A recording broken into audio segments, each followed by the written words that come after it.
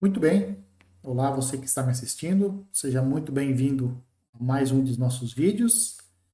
Esse é o quarto vídeo da série de aplicações dos teoremas de Silo, né? O quarto e o último, conforme foi prometido a você, né? Muito bem, então nesse vídeo nós vamos mostrar que todo grupo de ordem 11 ao quadrado vezes 13 ao quadrado é, na verdade, um grupo abeliano. Vamos lá, então? Para isso, nós vamos invocar de novo os teoremas de Silo, que fala o seguinte, né, que se G é um grupo finito, P é um primo, tal que a ordem de G é P elevado a alfa vezes B, com alfa maior que zero e P não dividindo o B. Né? Esse Bzinho aqui é o que eu chamo de complemento do P elevado a alfa. Né? Então, P elevado a alfa é a maior potência de P que divide a ordem de G. O primeiro teorema de Silo garante que existem subgrupos de ordem P elevado a alfa, e esses subgrupos de ordem P elevado a alfa é o que nós chamamos de P-silos de G. Né? O segundo teorema de Silo fala que quaisquer dois P-silos são conjugados. O terceiro fala que o número de P-silos de G divide o B, né, que é esse complemento do P elevado a alfa. E o número de psilos é da forma Kp mais 1, onde o K é um inteiro maior ou igual a zero. Né? E como corolário do segundo teorema de Silo, nós temos o seguinte, né? Que há exatamente um psilo em G, se e somente se esse psilo é normal em G. Né? Então, esse é o resumo dos três teoremas de Silo, e o quarto item é um corolário do segundo teorema de Silo. Né? Então, o exemplo é mostrar, então, que todo grupo de ordem 11 elevado ao quadrado vezes 13 elevado ao quadrado é, na verdade, um grupo abeliano. Certo? Bom, então, como a ordem de G é 11 ao quadrado vezes 13 ao quadrado, então o G tem 11 silos e o G tem 13 silos. Os 11 silos, eles têm ordem 11 ao quadrado, e os 13 silos têm ordem 13 ao quadrado. Nós vamos analisar primeiro os 13 silos. O que nós podemos falar a respeito deles?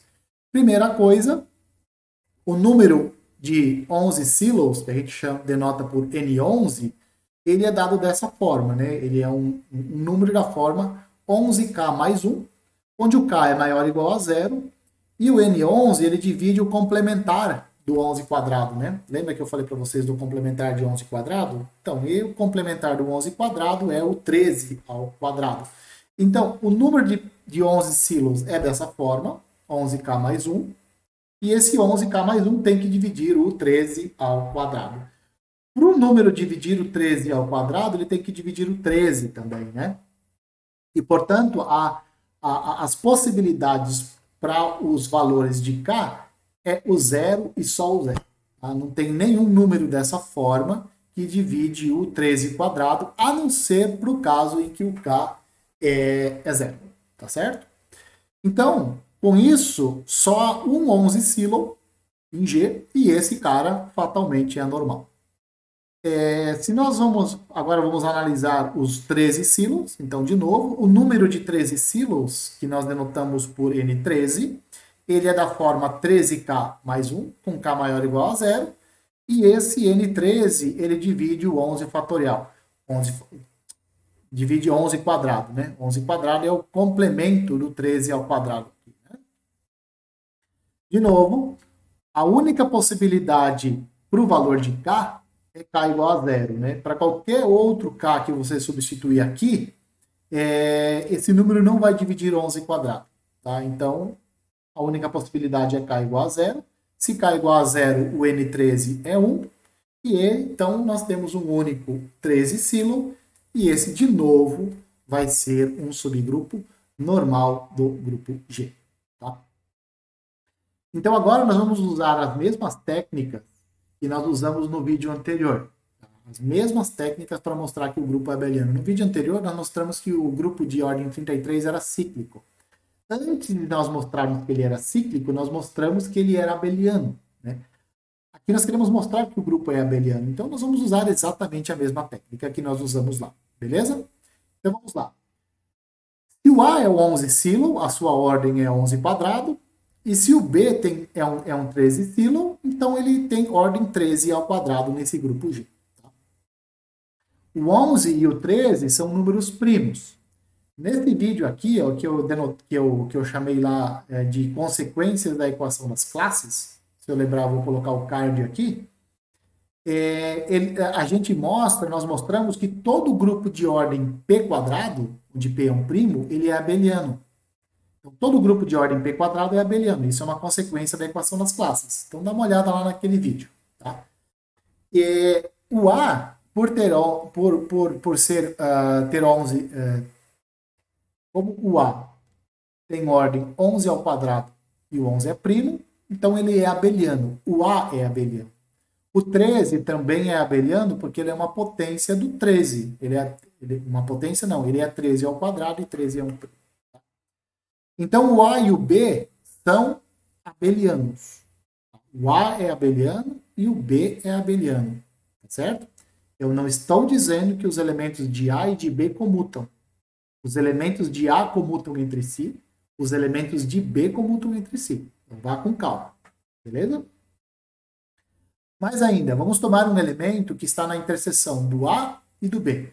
Se ele está na interseção de A e de B, então ele está em A. Então, a ordem desse elemento tem que dividir o 11 quadrado, que é a ordem do grupo que ele pertence, que no caso é o A.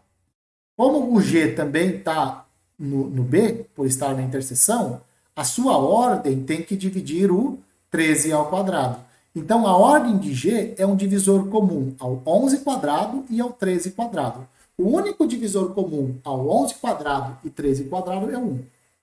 Tá? Isso.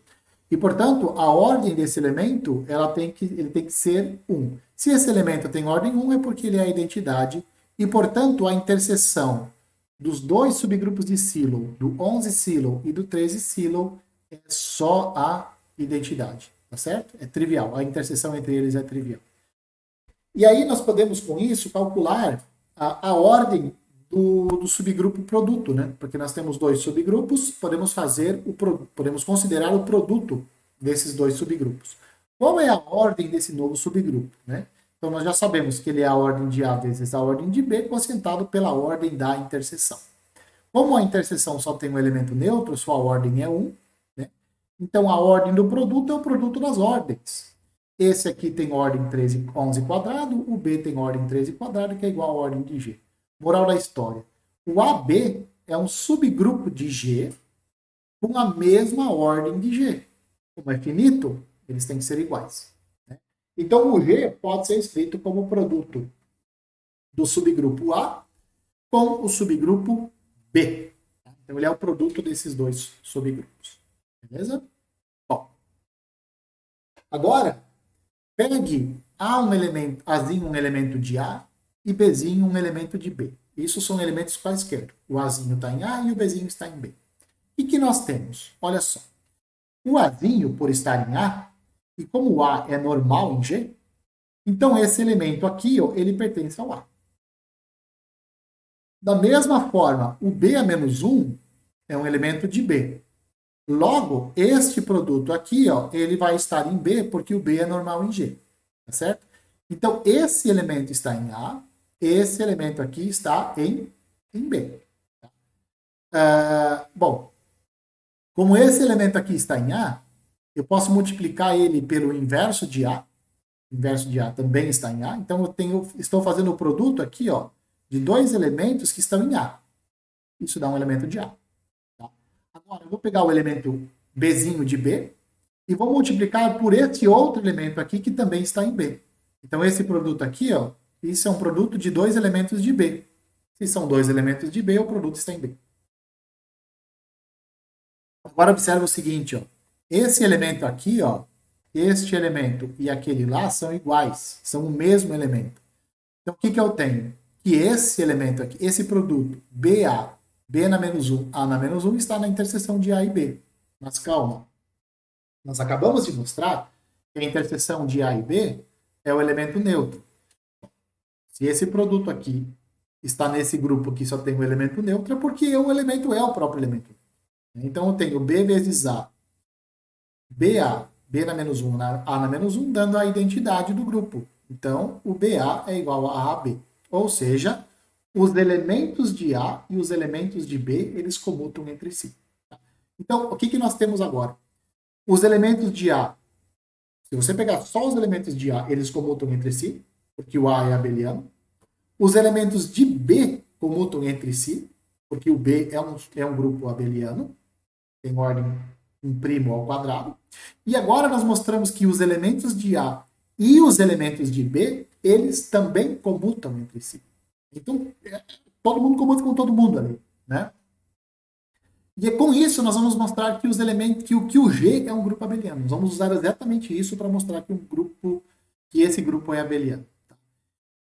Então vamos pegar x e y, dois elementos que estão no G. Nós vamos mostrar que xy é igual a yx.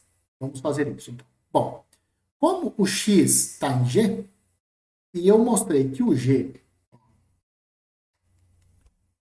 é AB, o G é igual a AB, então eu tenho o seguinte, ó.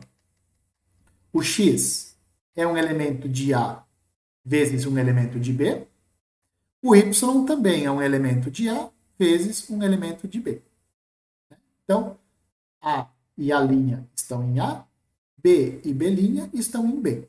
X é AB, Y é a linha B'. Tá certo? Vamos ver, o que é XY então? XY é AB vezes a linha B'. Agora observe, ó, o A' e o B comutam. Por quê? Por causa disso daqui, ó.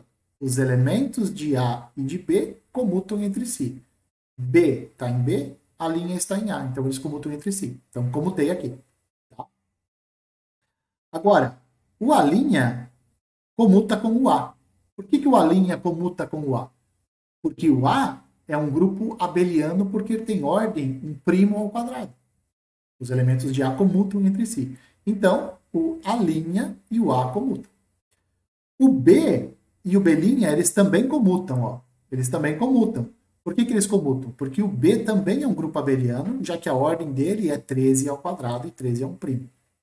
Então, essa igualdade aqui ela é válida, porque o A comuta com o A' e o B comuta com o B'. Então, dá essa igualdade aqui. Perfeito. Agora, de novo, ó, o A e o B', eles comutam entre si, porque o A está em A, o B está em B, o B' está em B, e os elementos de A e de B comutam entre si. Então, eu posso escrever isso aqui, ó.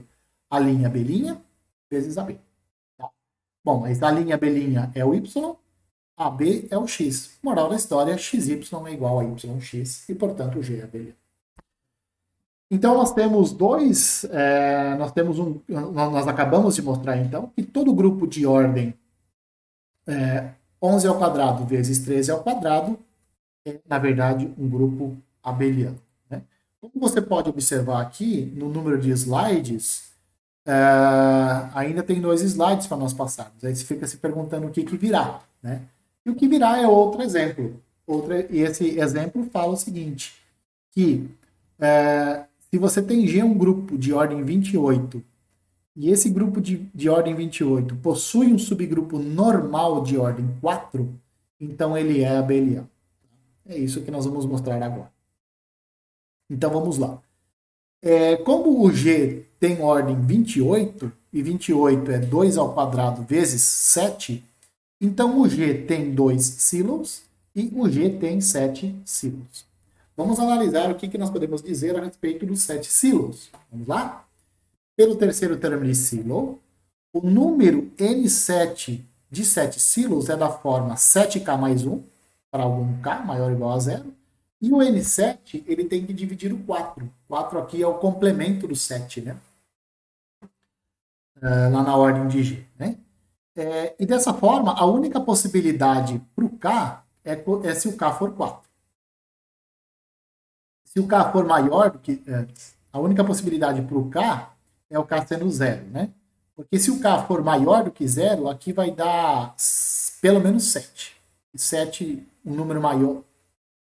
Se o K for maior ou igual a 1, aqui vai dar um número maior que 4 e não vai dividir. Então, a única possibilidade aqui para o K é o K sendo 0. E, portanto, o G possui um único seticilo. Possui um único seticilo, vamos chamar ele de A. E esse subgrupo de silo, esse seticilo, vai ser normal e tem ordem 7. Tá? Como a ordem de A é prima, ele é cíclico, né? Então ele é abeliano. Em particular, ele é abeliano.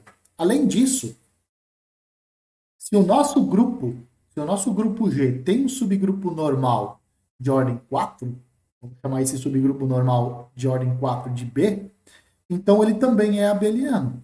Por que ele é abeliano? Porque a ordem de B é um primo ao quadrado. Todo grupo de ordem primo ao quadrado é abeliano. Isso nós já mostramos lá naquele vídeo que eu acabei de falar para vocês em alguns slides anteriores, né? Consequências da equação das classes, né?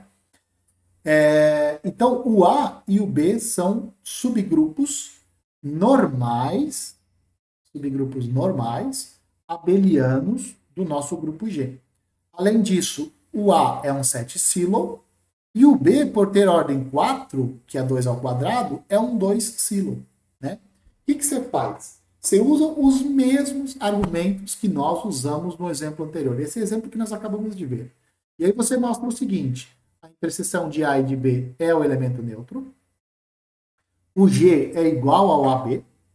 Os elementos de A e de B comutam entre si. Os elementos de A já comutam entre si e os elementos de B já comutam entre si porque A e B são abelianos. Você consegue mostrar. É a mesma coisa.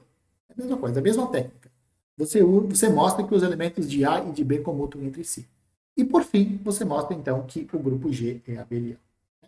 E assim nós chegamos então ao slide 8 de 8, e com isso nós chegamos então ao fim desse vídeo. Né? Eu não vou fazer essas contas todas de novo aí para vocês, né, desse último exemplo, porque elas são ridiculamente análogas às anteriores. Né? A argumentação é exatamente a mesma, e é bom que você treine um pouco também esse tipo de argumentação. Beleza? Bom, eu espero que esses 4 vídeos ajudem você a resolver outros exercícios a respeito outros exercícios envolvendo os subgrupos de silo. Caso você tenha alguma dúvida, entre em contato comigo. Sempre que eu tiver um tempo, eu respondo a você. Beleza? Então, um abraço a todos e eu espero que vocês me vejam nos próximos vídeos.